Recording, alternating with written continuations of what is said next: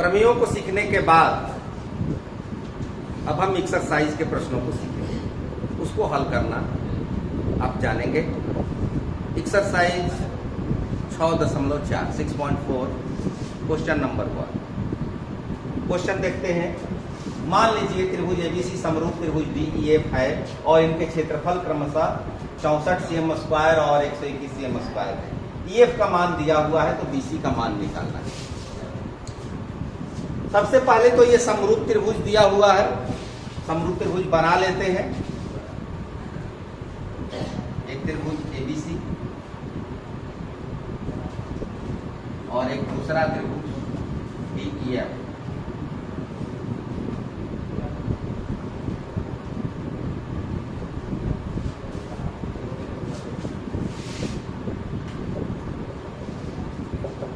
Solution इसका देखें। ये दिया हुआ है कि त्रिभुज एबीसी समरूप त्रिभुज डीईएफ, तो इसका मतलब हुआ कि ए का संगत डी है, बी का संगत ई है और सी का संगत एफ है, ये कोण के रूप में। और भुजाओं के रूप में यदि देखें तो इधर फर्स्ट दो लेटर ले ले, एबी की संगत भुजा डी, उसी तरह से बीसी की संगत भुजा ईएफ और एसी की संगत भुजा डीएफ होगी। अभी आपने थ्योरम सीखा है, समरूप त्रिभुजों के क्षेत्रफलों का अनुपात उनकी संगत भुजाओं के अनुपात का वर्ग होता है। तो यहाँ ये त्रिभुज समरूप है तो इनके क्षेत्रफल चूंकि दिए गए हैं इसलिए हम प्रमेय का प्रयोग करें। Area of triangle ABC upon area of triangle DEF. संगत भुजा एबी की डी है, बीसी की ईएफ है।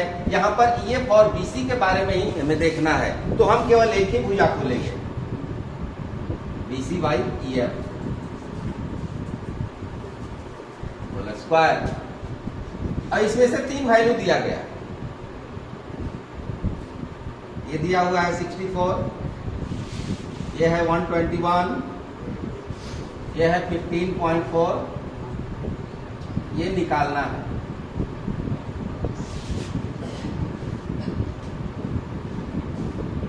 इसको भी हम स्क्वायर के रूप में लिख सकते हैं।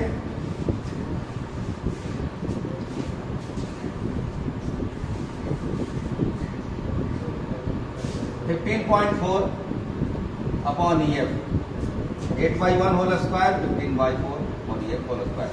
दोनों तरफ का स्क्वायर हटेगा, क्या हो जाएगा 8/11। नहीं, ईएफ का मान दिया हुआ, बीसी फाइंड करना है, सॉरी।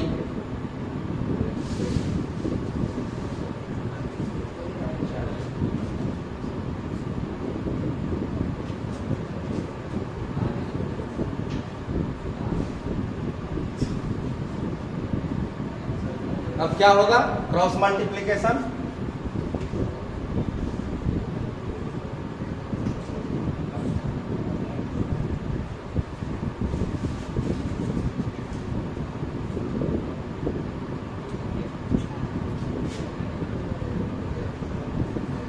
अब सही हो गया। अब क्रॉस मल्टीप्लीकेशन करेंगे। BC is equal to 8 into 15.4।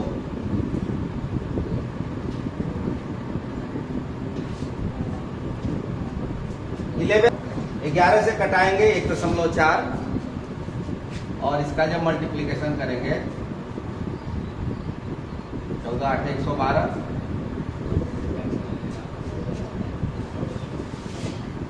कभी कभी ऐसी गलतियां हो जाती हैं। अगर इसको सीधे बनाना चाहें, डायरेक्ट यदि हम इसका आंसर लेना चाहें तो क्या लेंगे, कैसे बनाएंगे, इस पर विचार कर सकते हैं। ये क्षेत्रफल दिया हुआ है, यहां समझ लें, इतना जगह काफी है। क्षेत्रफल का अनुपात दिया हुआ है ये, तो भुजा का अनुपात इसका स्क्वायर रूट होगा। भुजा का अनुपात होगा इसका स्क्वायर रूट, अर्थात इसका वर्गमूल निकाल लेंगे। अब ये पहले त्रिभुज की भुजा निकालनी है, दूसरे त्रिभुज की भुजा दी गई है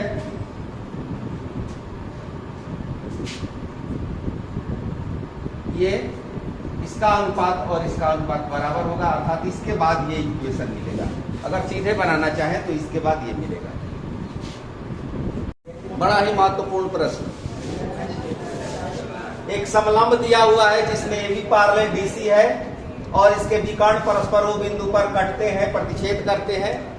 एक कंडीशन दिया हुआ है कि AB equal to 2 into CD, अर्थात AB की लंबाई CD की डबल है, तो इसका अनुपात ज्ञात करना है। फिगर बनाएंगे, एक समलंब,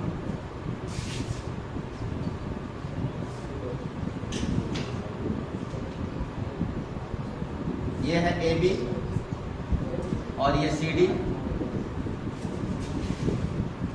AB की लंबाई CD की दुगनी है, इसको यदि हम x मान लें तो ये 2x हो जाएगा, मानने के लिए केवल लिखा गया है। और इसके जो डायगोनल्स है, विकर्ण है, वो आपस में इंटरसेक्ट करते हैं O पर। तो आप पहले के क्लास में देखे हैं, इस तरह से जो ट्रायंगल बनते हैं ये दोनों सिमिलर होंगे, क्योंकि ये लाइन और ये लाइन पैरेलल है, समानांतर है, और ये तिर्यक रेखा, यह कोण इसके बराबर होगा, यह कोण इसके बराबर होगा, और यह कोण इसके बराबर। तो ये समरूप त्रिभुज होते हैं। इसका सॉल्यूशन, त्रिभुज AOB और त्रिभुज COD में देखा जाए तो यह कोण 1, यह कोण 2, इसको 3 और इसको 4 मान लें। कोण 1 बराबर कोण 3 क्यों होगा? क्योंकि ये लाइन समानांतर है। कोण 2 बराबर कोण 4, एकांतर।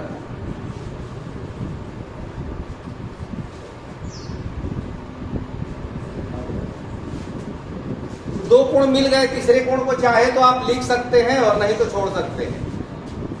अगर चाहे तो लिख सकते हैं कोण AOB इक्वल टू COD, और ये है शीर्षाभिमुख कोण।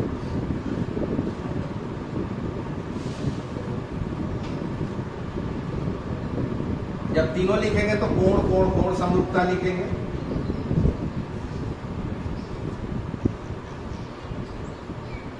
त्रिभुज AOB समरूप त्रिभुज COD।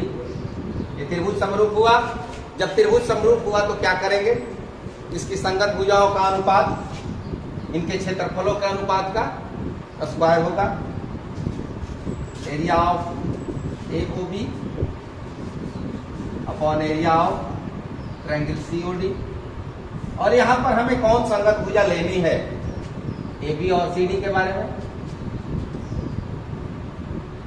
AB by CD whole square. ये x तो इसी तरह समझने के लिए लिख दिया था, नहीं भी लिखेंगे काम चलेगा आपका, क्योंकि AB का मान दिया हुआ है 2 into CD, 2 into CD by CD। ये CD CD कैंसिल, 2 बाई 1 अर्थात 4/1। इसलिए एरिया ऑफ त्रिभुज AOB रेशियो एरिया ऑफ त्रिभुज COD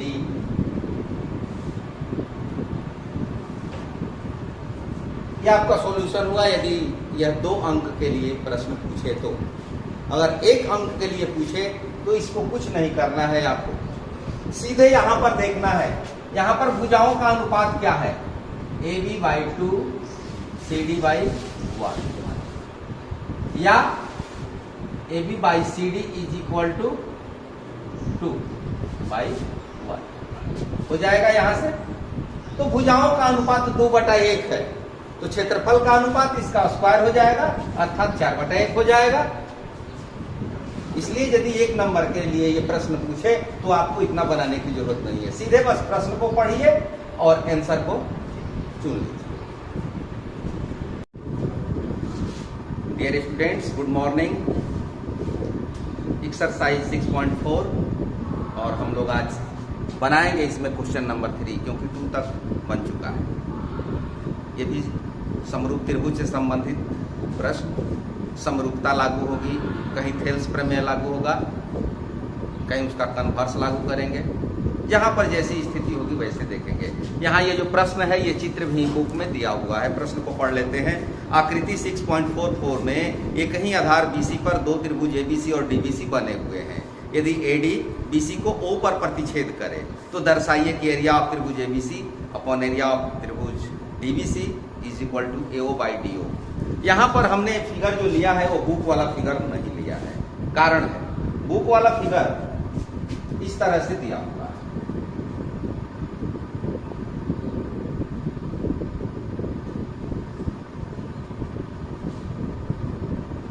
और इसी को थोड़ा सा हम रोटेट कर दिए हैं, अर्थात BC को सीधा कर दिए हैं और ये चला गया है ऊपर, D चला गया है नीचे।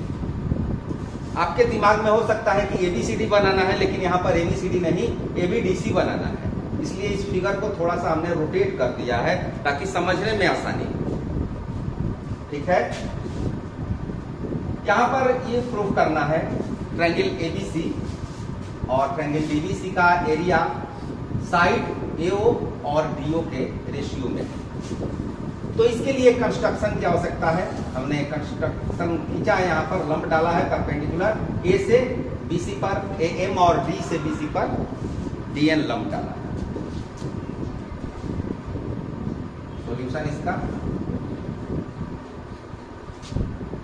AM पहले शुरू से लिख लेते हैं, त्रिभुज ABC और त्रिभुज DBC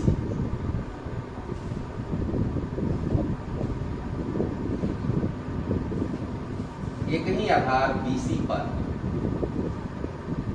स्थित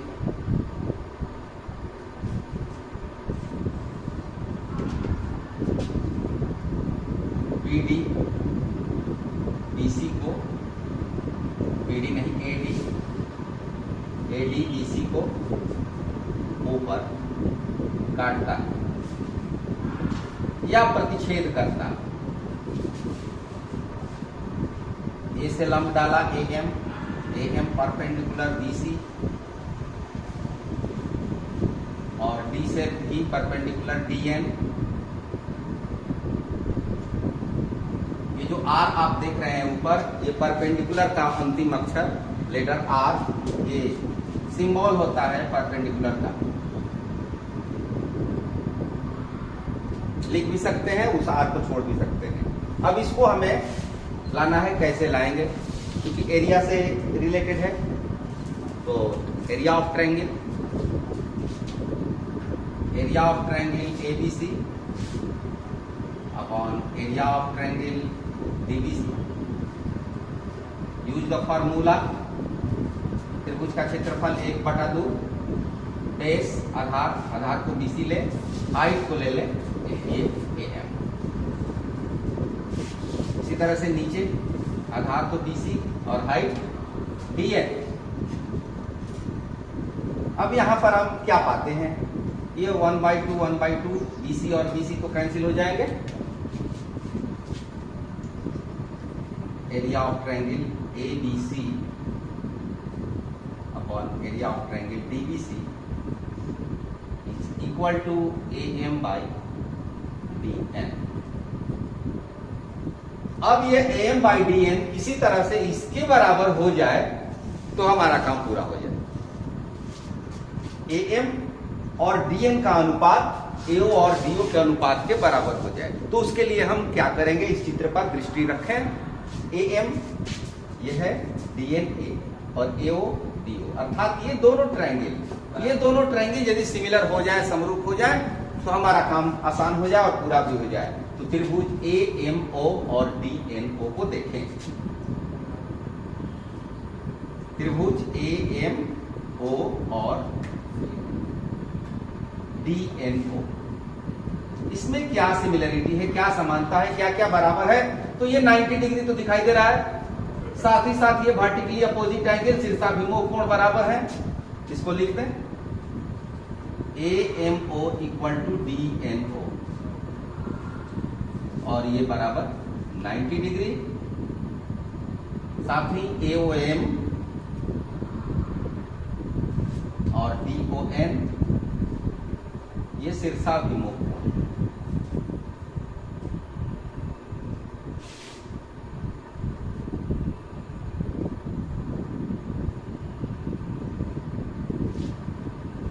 सिमिलरिटी लागू हुई। कौन सी समरूपता? एंगल एंगल ए समरूपता।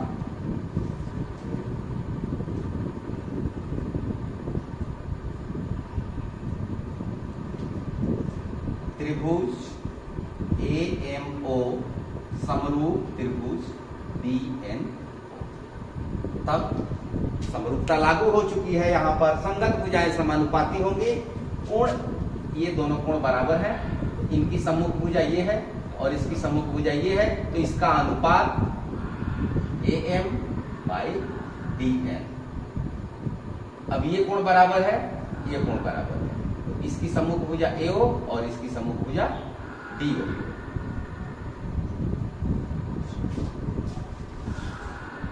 इसको इक्वेशन 2 ले लें। अब इक्वेशन 2 का ये मान यहां पर ला करके रख दें। From 1 and 2 area of triangle ABC, area of triangle TBC is equal to AO/D। इस प्रकार ये क्वेश्चन हल हुआ, प्रमाणित हुआ।